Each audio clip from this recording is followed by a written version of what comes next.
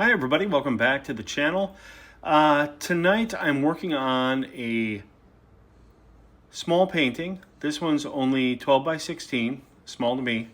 And it's in my studio, in the comfort of my studio at night. And I picked this scene because I just love roads and I love the philosophy of roads and travel and life being a journey. So I tend to paint a lot of roads, rivers, things that are moving forward in space.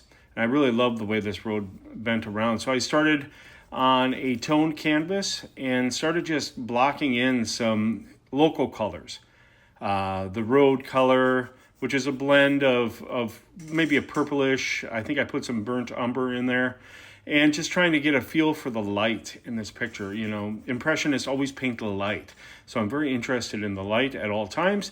I like this shadow going across the road. So at this point, it's just a matter of getting to work, you know, and blocking in major colors, not getting too caught up in any sort of detail at all, but really concerning myself about the composition, about the brushwork, about massing in and blocking in these big areas of color so that I can come in and put the detail in later.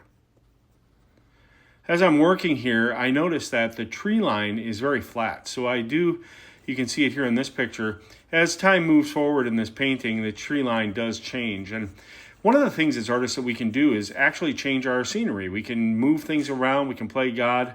I like the way this thing is moving as I'm painting it, but it didn't quite, I don't know, it's very green. So when dealing with greens, it's very difficult because you have to add in different atmospheric effects to separate greens, making distant trees maybe a little bit more cooler as they recede into the background and things in the forefront. So this is what I have after a night of working, maybe an hour and a half.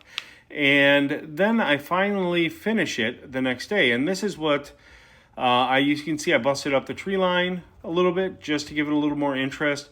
And I start really playing with the colors in the back trees because that's really going to make everything pop, and start lightening up the value of that and trying to keep with the true hue of the photographic reference that I'm using. But quite honestly, I'm not looking much at the photograph at this point. I'm using my imagination, using my visual library, as I like to call it, and really adding some mystery and stuff. There's always an ugly point in a painting, but when I'm done, I think the painting works out. So never give up on what you're trying to do and what you're trying to say.